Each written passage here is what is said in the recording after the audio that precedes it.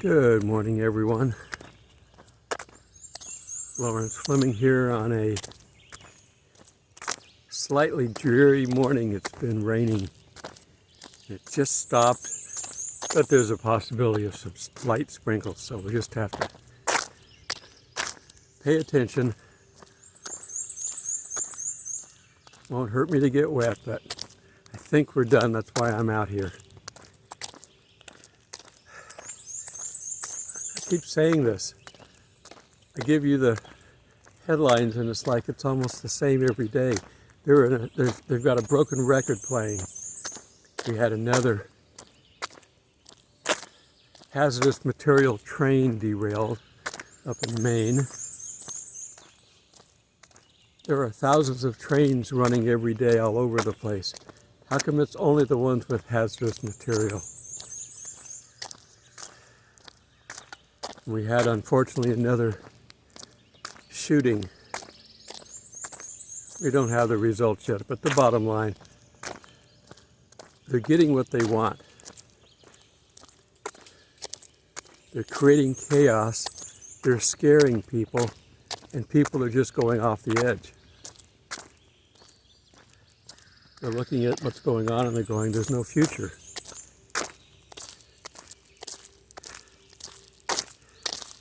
And you keep this up long enough, people are going to have anxiety attacks. They're going to have other things, and they're going to start going and shooting people like they're doing. If they get everybody shooting everybody, they can come in and ban guns easier. It's their plan, but they're causing the problem. If they'd lighten up on all these things going on and stop causing chaos, people wouldn't be doing this as much. It's psychological, and it's, I guess the theme for this video is, are you ready to hunker down? It's going to get to where you're not going to want to go out, and that's part of the plan.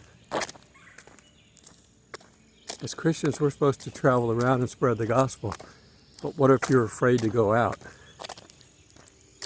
What if you're afraid to deal with people? If you start talking about Christianity, or you want to stand on the corner and start preaching the gospel, somebody's not going to like it.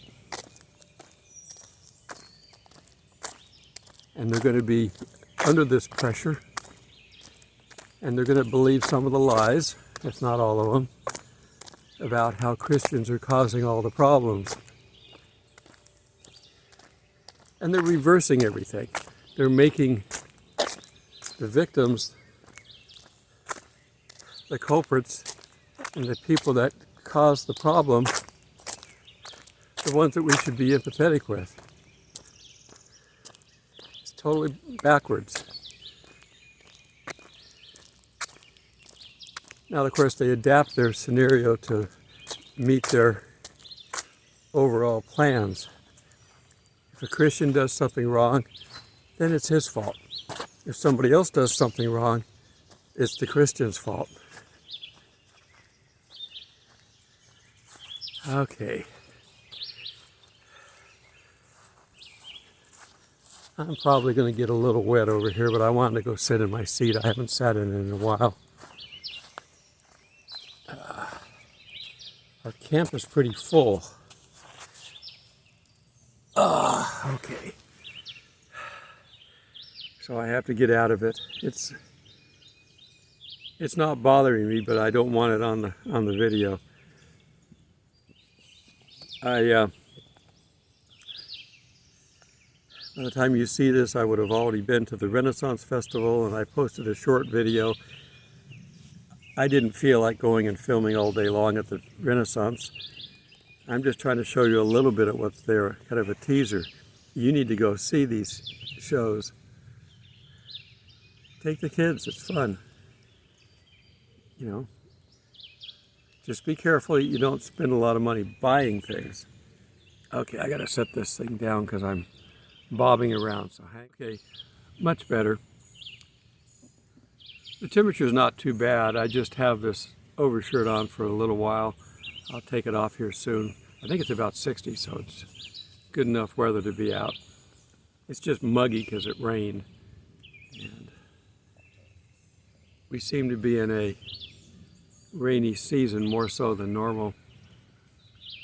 The amount of rain they got down in Fort Lauderdale a few days ago was an amazing amount. They called it a 1,000-year rain. R-A-I-N, not R-E-I-G-N. Interpreting words is important, but you've got to use the right tools.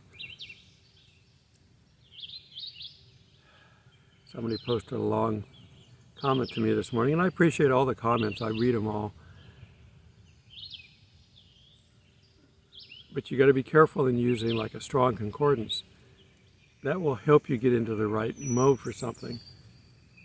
But it doesn't give you a definition. It gives you it sort of does, but it gives you a usage definition. And in order to understand that, you've got to understand the usage. And a word could have multiple usages, but it depends on where it is in the Bible, what year it was written in, because things change. Even our English language changes over time. So just be careful. Like I always say, as long as we have the gospel right, it's okay. We can be wrong on the other parts of the Bible. It's academic, literally, because it depends on the interpretation. It depends on who it was written by, who it was written to, and what year. If something's written 2,000 years ago, it may not have the exact same meanings as something written 10 days ago. Words do evolve in interpretation. So anyhow, okay, hunkering down. I've told you need to have your food supplies because you may not go out as much. It's going to start getting more and more dangerous. Again, we don't know when we're getting out of here. We know we're getting out of here. That's not in question. We just don't know when. So you've got to be prepared. And they're causing all this chaos to scare people.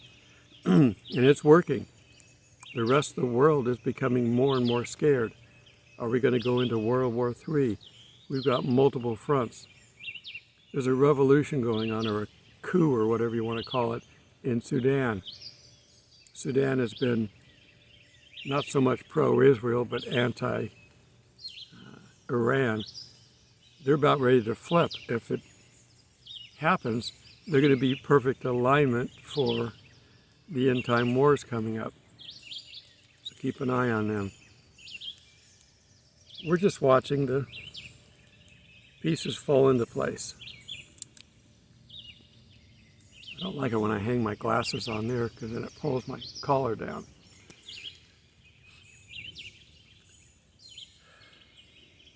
It's possible to get caught up in this stuff. And if you get caught up in it, it's possible to become afraid. Whatever your burden, it doesn't matter what it is, whether you're dealing with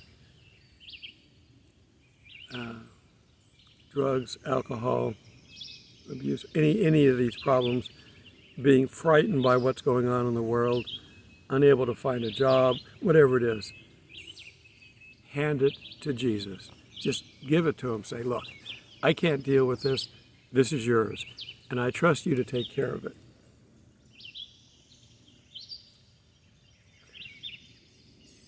Just have faith that he's going to take care of it. Now, it may not happen the minute you hand it to him.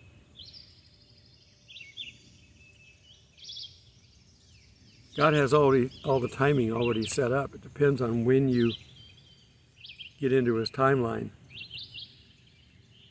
He has a plan for each of us. And if we're too far away, if we've walked a mile away from where the plan is, we may have to come back. He may be able to pick the plan up and have it moved over there for you. It's up to him to how he wants to deal with it. You just give it to him and let him worry about the details. And that's the way you do it. I'm watching the river I'm seeing little eddies forming in the river, which I don't normally see. We didn't get a lot of rain. There was a potential for a lot of rain, but it seemed to miss this area.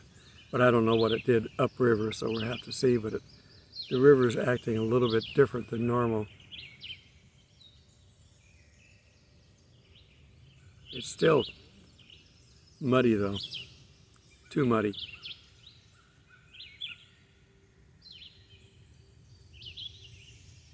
All right. So you got to plan. You got to think about what you're going to do and where you're going to go. And you have to prepare yourself. The worst thing you can do is react out in public. If it frightens you, find a quiet place, pray to God, hand the frightening feeling over to God, and then go about your business. Don't react, because then you're giving them what they want. There are people that are dealing with human issues, and they're on the edge. You don't want to push them over the edge. You don't want confrontation. That's what they want. They're pushing and pushing until somebody gets mad and says, "Stop it," and then reacts some way. If they can get a violent reaction out of somebody, it's exactly what they want. Controlled chaos. They're controlling it by making things the way they are. It's all in the book of how to overthrow a country. Rules for Radicals. You can find it all there. I don't recommend the reading necessarily, but if you're curious to see what they're doing, it's there. I haven't read it in a long time, but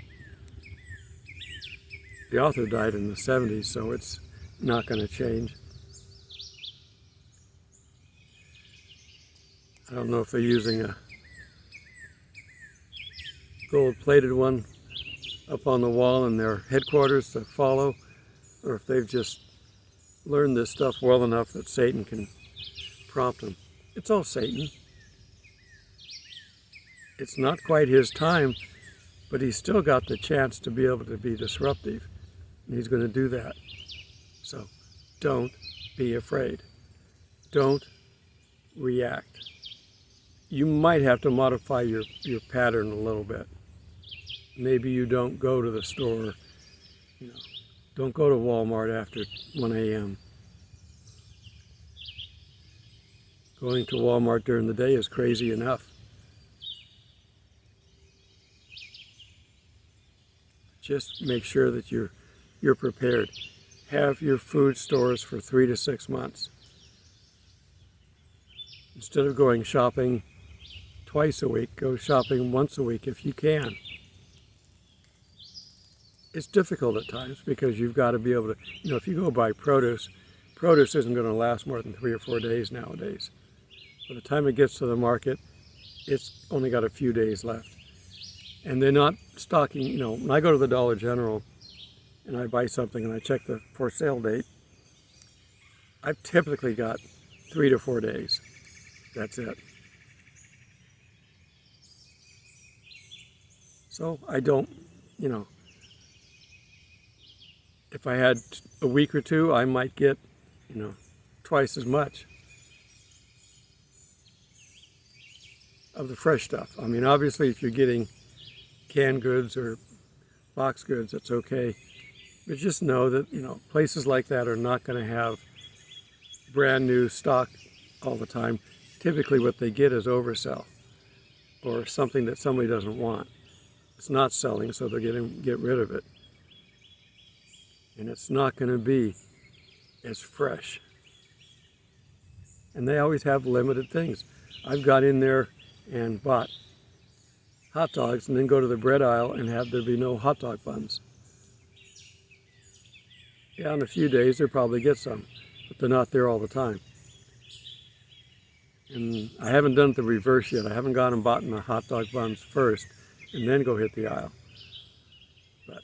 for hot dogs, but it doesn't matter. You adapt.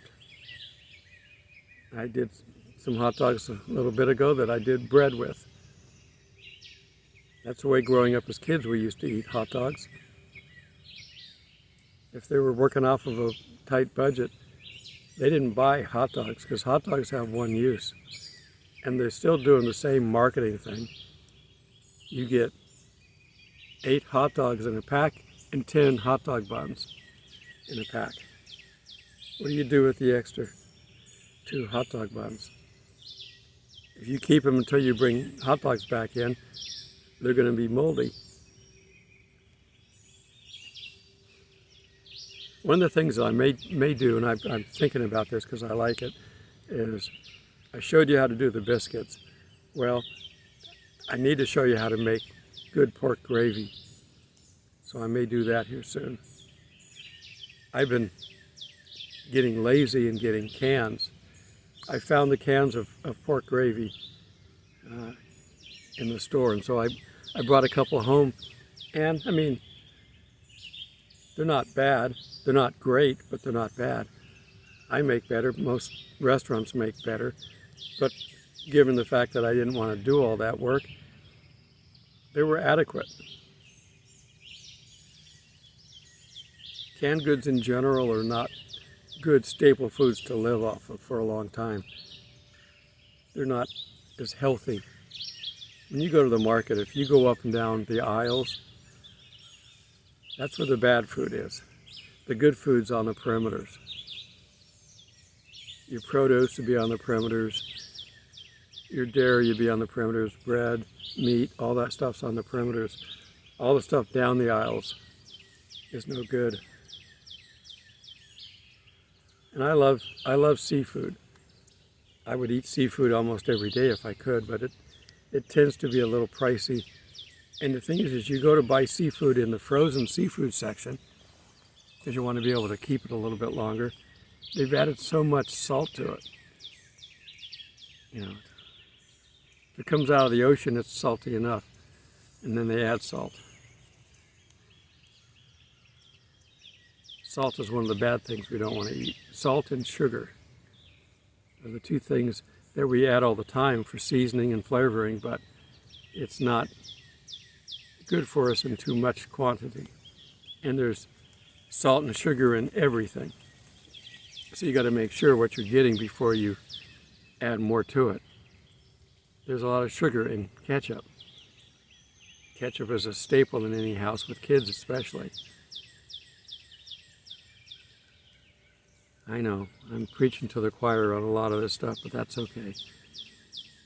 But we need to be able to outlast Satan and his tricks out there until we get raptured.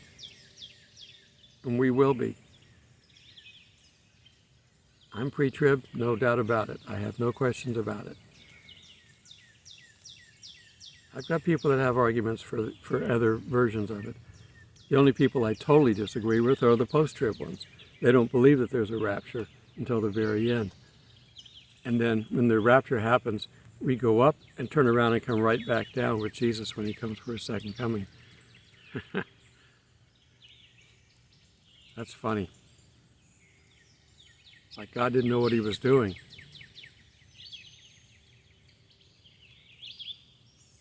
Now there are potentially 3 raptures during the 7-year period, but I'm only caring about the first one.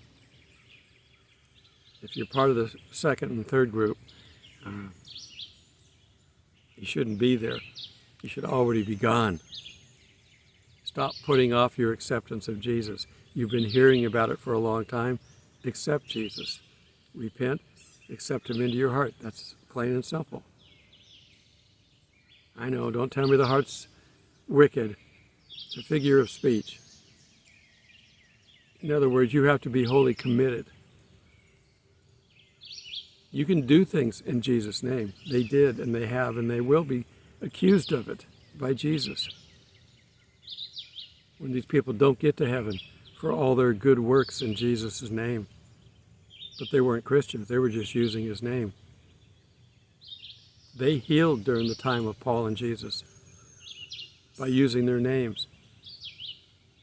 Paul was a tanner. He would work with material and tents and build tents and stuff. Everybody had some kind of a trade as they were growing up.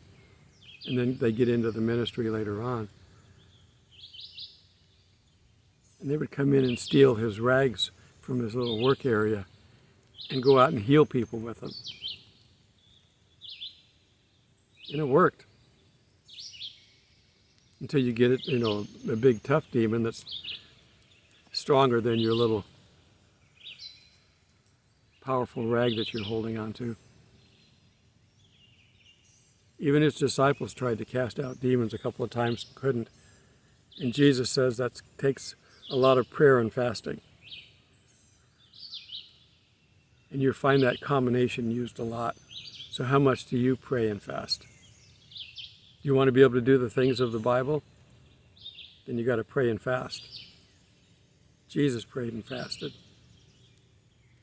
Now you don't have to go as extreme as the 40 days and nights, but if you could and would,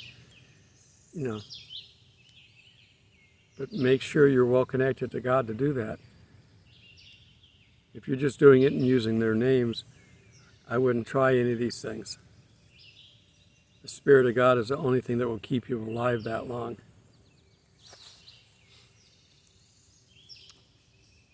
All right, so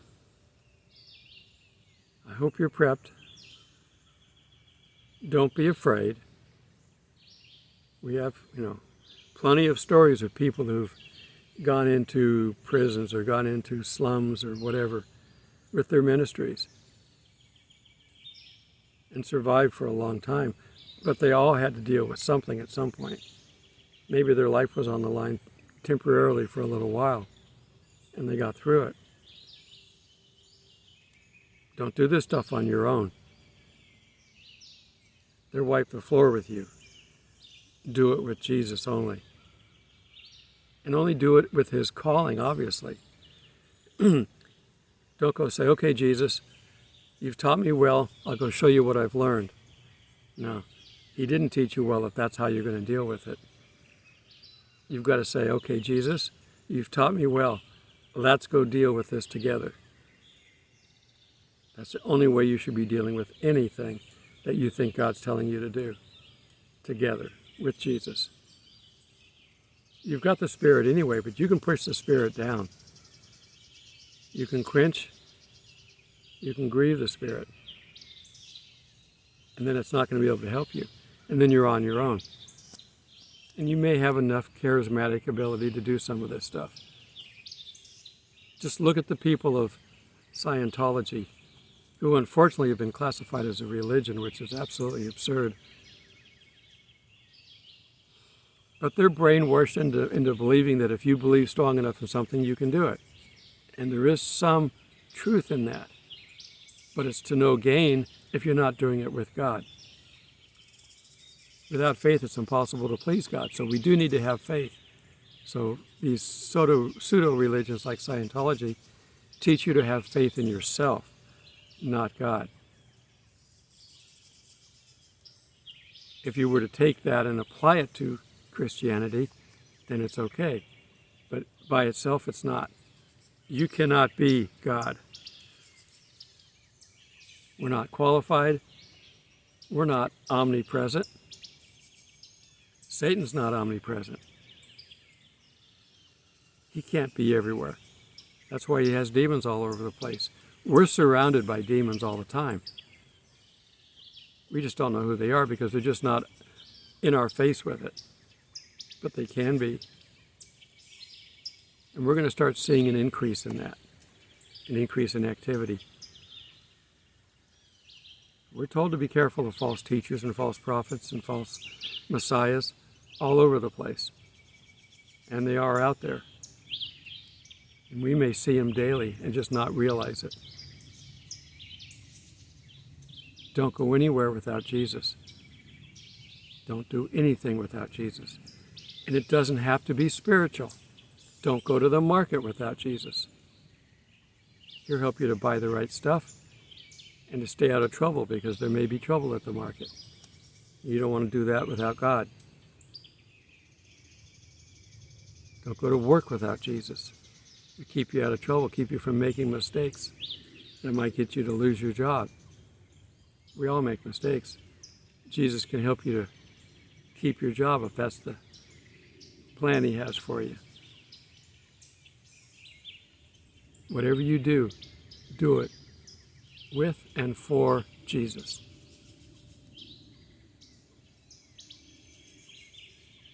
We're all going to be servants when we get to heaven. Start practicing. If everybody's helping everybody, nobody should have any trouble.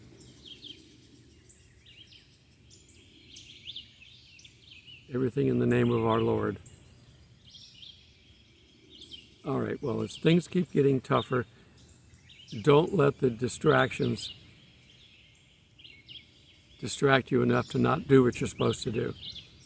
We have to do what Jesus wants us to do 24/7 and not let the world distract us. Occasionally, Jesus would take a different route to avoid where he knew was going to be some trouble. He was just avoiding the troublemakers, but he still did what he was supposed to do. So make sure you're paying attention so you can know when to take a different route. To get Paul out of one of the areas that they were coming to capture him, they lowered him out a window in a basket. You still may have to do some things. A little bit odd, but it's okay. Just be doing this with Jesus, because Jesus will tell you when to get in the basket and when not to. Sometimes you don't have to. Sometimes you can diffuse something with the Spirit of God working through you, but sometimes you can't. You don't know. I don't know. Jesus will only help you if you stay with him. He's talking to us constantly, but we don't hear it because we're too busy. Still small voice, remember?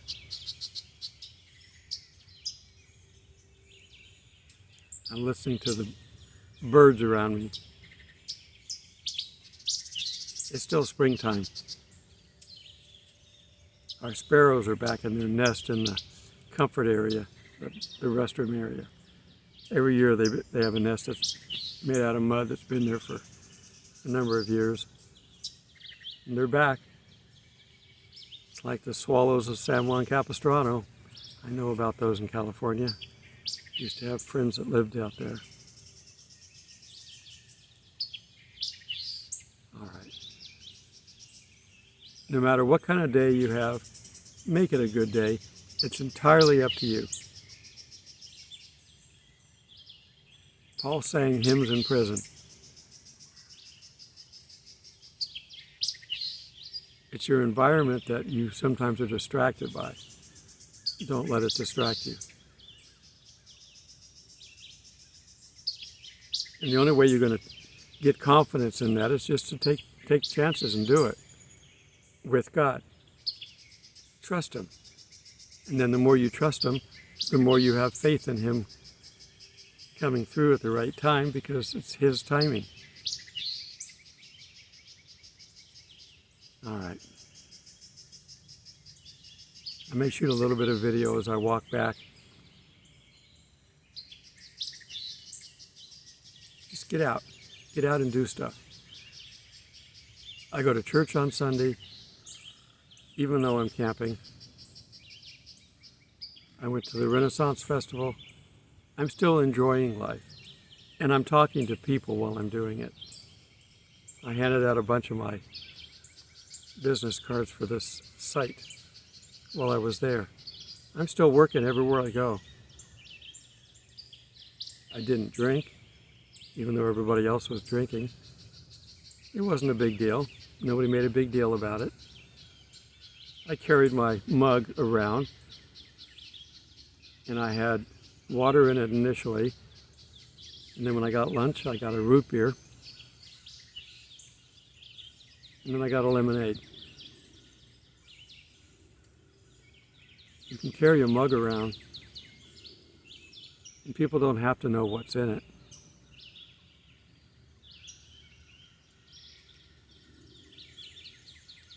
Do what God tells you. Do what's best for you and God working together. All right. Till we meet in the clouds. God bless. Okay, there's the river. And our birds making lots of noise.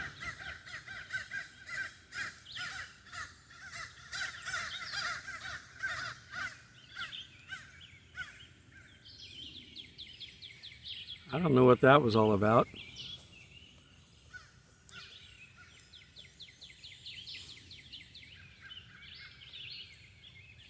They used to be able to talk to the animals. Adam and Eve could.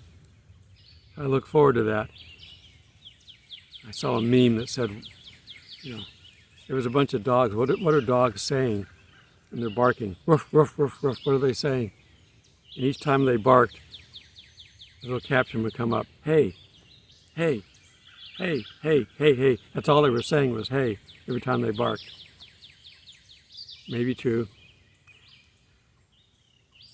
All right. Let me get up here and walk around a bit.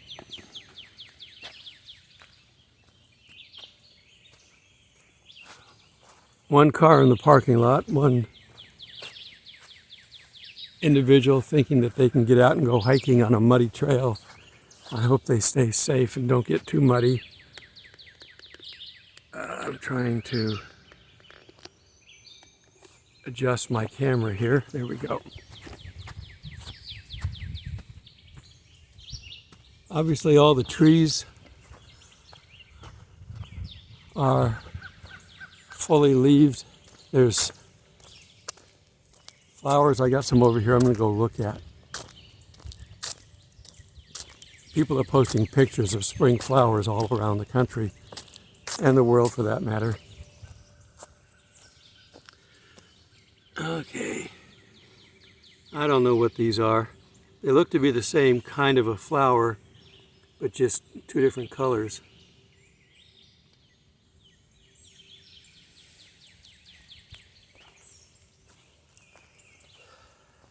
When you look into the woods now, you can't see very far.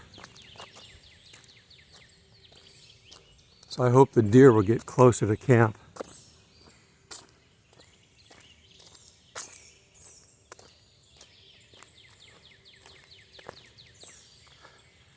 But it's pretty.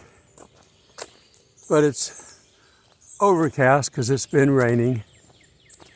The forecast is that it's going to start winding down. People should be leaving camp today, so the rest of the week will be quiet.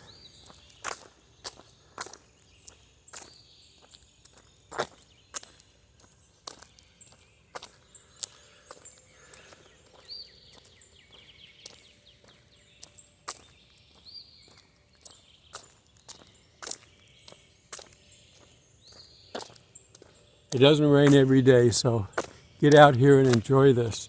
Find a county or a state park, and you don't even have to camp. You can go in for the day.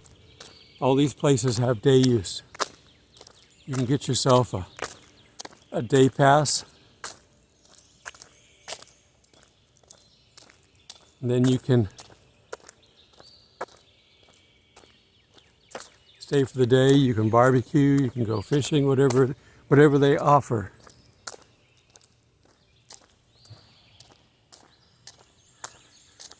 All right, and those far trees is where the campsite is, so I'm going to go ahead and shut this down.